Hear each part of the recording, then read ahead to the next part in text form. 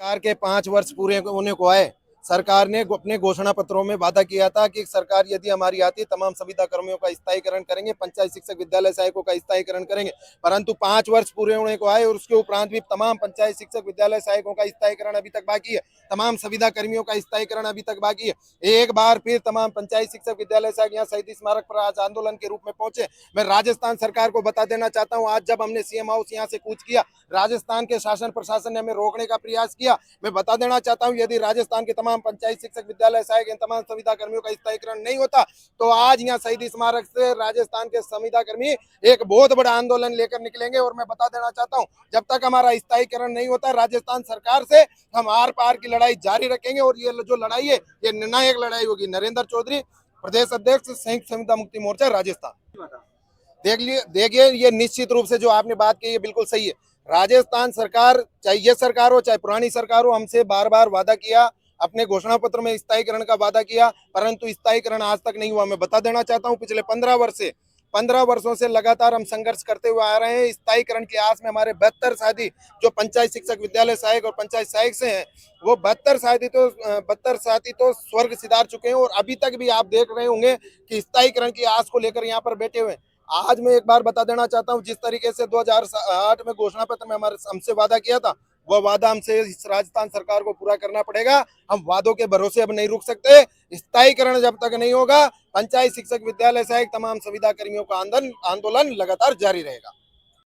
ज्यादातर ही बच गए। अभी तक संविदा कर्मियों का परमानेंट जो करने का जो सरकार की बातें की जा रही है, बड़ी फर्जी बातें की जा रही हैं, अभी तक कुछ हुआ नहीं है। देखिए, संयुक्त संविदा मोर्चा जो मुक्ति मोर्चा जो बनाया गया है, ये सभी का है। हमारे मेडिकल फील्ड के साथी, एक पंचायत विभाग के साथी, शिक्षा विभाग के साथी, सभी साथियों का एक संयुक्त जो संविदा मुक्ति मोर्चा बनाया गया है, जिसमें संविदा कर्मियों को परमानेंट कराना ही एकमात्र सबसे बड़ा उद्देश्य है। और जिन कैडर्स को कम करके रखा गया है, किसी के अनुभव नहीं जोड़ा गया है, तथा अन्य प्रकार की जितनी भी खामियां इन जो कॉन्ट्रेक्चुअल सर्विस रूल 2022 के अंदर छोड़ी गई है, उनको तुरंत प्रभाव से संशोधित करने के लिए एक बड़ा आंदोलन है। और ये एक आंदोलन नहीं है, एक महासंग्राम है। और ये ऐसा संग्राम है तो राजस्थान सरकार नहीं, अशोक गहलोत जी नहीं, ऊपर दिल्ली तक राहुल गांधी जी तक इसकी चोट पहुंचेगी। ध्यान में रख लेना, वोट की चोट हम करेंगे। और इस आंदोलन को इतना प्रभावी और जबरदस्त वोट की चोट की तरह से जो प्रभावित करने वाला जो आंदोलन होगा, क्योंकि हम जनता के सामने सच्चाई लेकर जाएंगे। हर बार ये बेवकूफ बनाते हैं, वादा करते हैं कि हम ये कर देंगे, वो कर देंगे,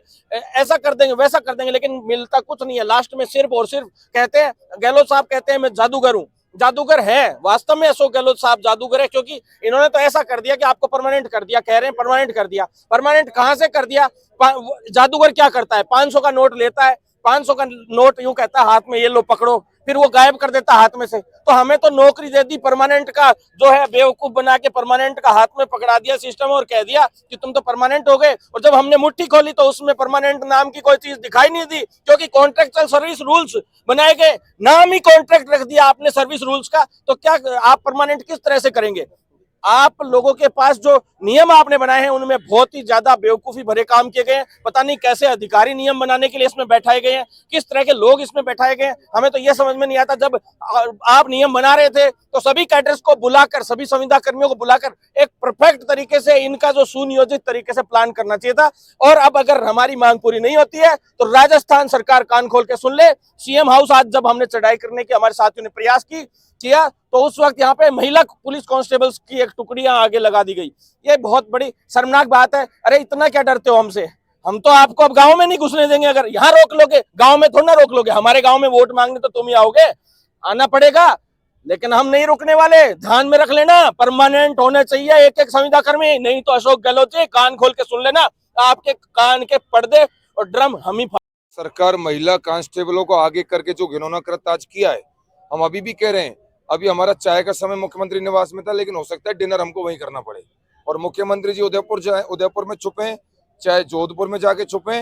मुख्यमंत्री जी को अगर जयपुर में रहना होगा तो संविदा कर्मियों को स्थायी करना होगा, अन्यथा मुख्यमंत्री जी को दिसंबर के बाद में परमानेंट जोधपुर बिठा देंगे। हम जोधपुर परमानेंट उनके निजी आवास पर, क्योंकि ये हम 10 लाख वोटों को प्रभावित करने वाले लोग हैं। पिछली बार सत्ता में पूरी भागीदारी हम लोगों ने निभाई। एक एक बीएलओ का काम, टीचर का काम, पंचायतों का, मेडिकल में, हॉस्पिटल में, एक एक अभिभावक, पेरेंट्स, बच्चे, सबसे हम जुड़े हुए हैं। 10 लाख वोटों को हम प्रभावित करते हैं। और 10 लाख वोटों का मतलब होता है लगभग 18 से 20 सीटों को प्रभावित करना। जो संगठन 20 सीटों को प्रभावित कर सकता है, जो ताकत 20 सीटों को प्रभावित कर सकती है, उससे अंदाजा लगाया जा सकता है कि राजस्थान सरकार की एक फॉर्च्यूनर के लायक भी विधायक नहीं रहेंगे। पिछली बार तो उनके 23 भी आए थे, इसलिए ये गूंज दिल्ली तक भी जा सकती है। इन लोगों ने हमारे 17 जुलाई को लाठीचार्ज किया, 25 अप्रैल को हम चाकसू से पैदल मार्च आए, हमें पुलिस ने एयरपोर्ट के नजदीक डिटेन किया। आज कांग्रेस के राष्ट्रीय अध्यक्ष बड़े शान से आए, मल्लिकार्जुन खड़गे जी, इनको शर्म आनी चाहिए किस आधार पर ये पीसीसी का उद्घाटन कर रहे हैं, क्योंकि प्रदेश कांग्रेस कमेटी का तो अंत हो गया है। ये कार्यालय इनका परमानेंट समाप्त हो जाएगा। अगर संविदा कर्मियों को स्थायी नहीं किया तो ये पार्टी परमानेंट राजस्थान में समाप्त हो जाएगी। और 100% दावे के साथ कह रहे हैं, हम दिल्ली भी राहुल गांधी जहां भी रहेंगे, राहुल गांधी के पीछे परमानेंट गाड़ी लगा रहे हैं और अशोक गहलोत के पीछे, दोनों के पीछे हम घेराव करना शुरू हो गया। ये बिल्कुल हम आज इनके घर के सामने कह के जा रहे हैं। रामजीत पटेल।